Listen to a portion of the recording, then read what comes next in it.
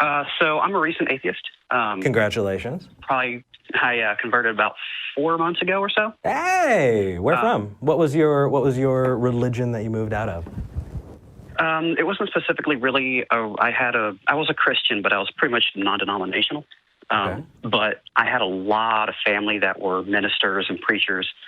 It kind of ran in my family, and about 6 years or so, I decided basically the same thing that you did, Matt. I wanted to find the reasoning that I had for my beliefs, because my evidence for it was the Bible, that it was the infallible Word of God. Therefore, what it says goes. That was my evidence.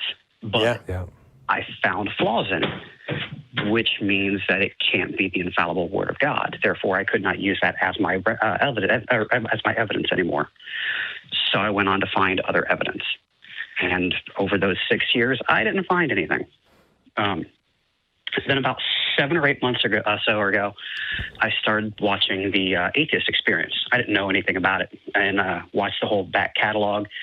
And big back catalog. The arguments that you guys put up, I started using against myself as devil's advocate to see if I could answer them myself.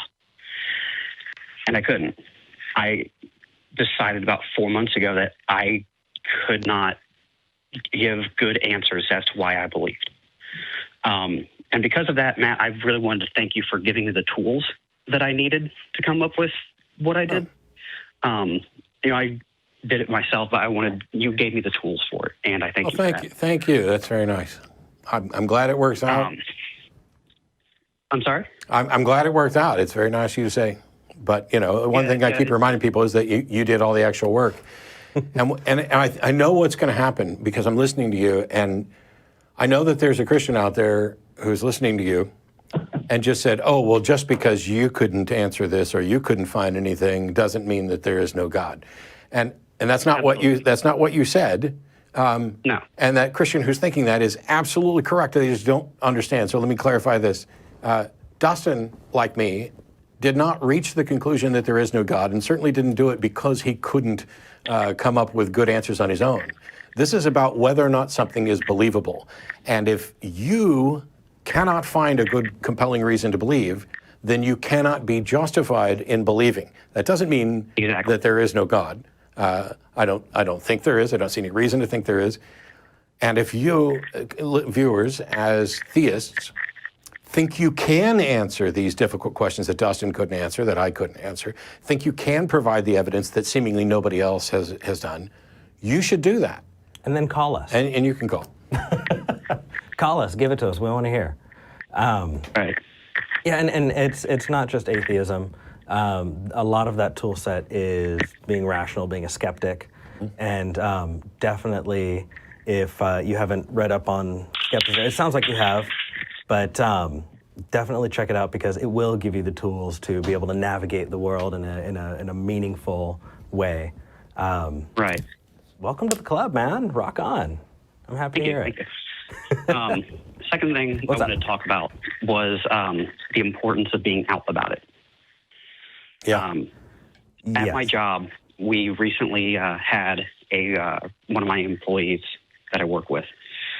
He recently started going to a church for drug-related reasons. And he's gotten very heavily into it, started wearing his cross necklace at work. He started bringing in his Bible and reading passages during work. Doing things like that. It kind of made me a little bit uncomfortable, but I'm not the kind of guy who likes to start stuff at work, so I didn't really bring anything up. Sure. So instead, what I've done is I went on the Evolve Fish website, and I got the Circle A necklace, and I started wearing that at work without saying anything. And it has started conversations. Nice. People coming up saying, hey, what does that stand for? And I tell them it's atheism. I don't believe in a God.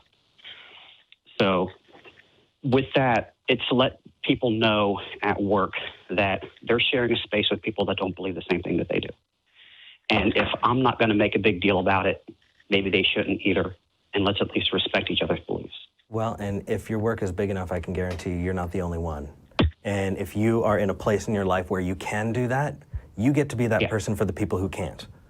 And my answer to that question is that there are so many people that are in really, really tough, tight-knit communities that are highly religious.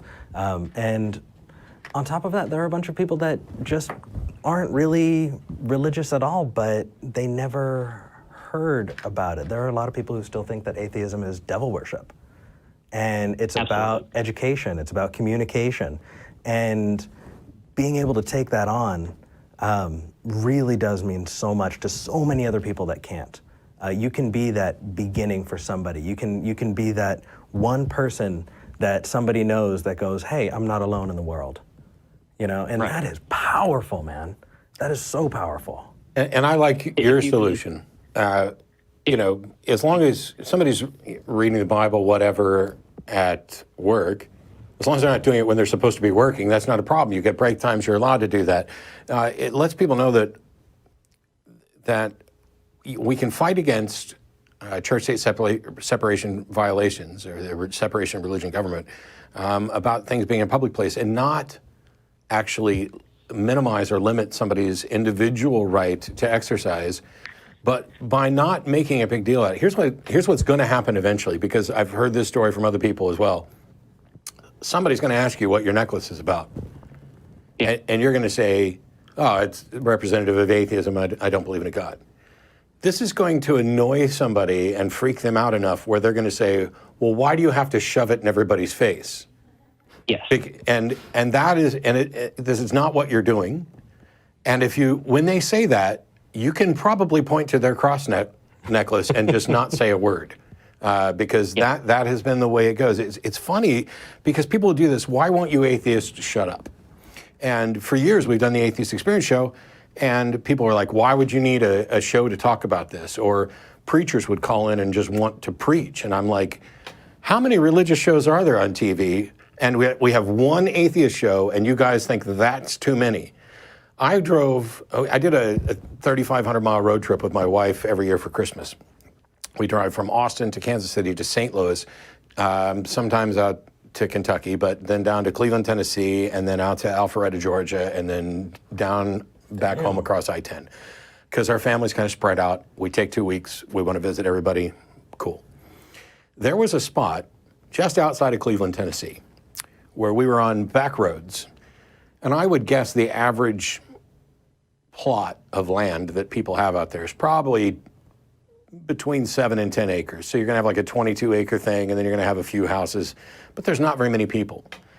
We counted in this, we kind of half-ass counted because it became obvious. We were driving along this road. We only had to go about 20 miles.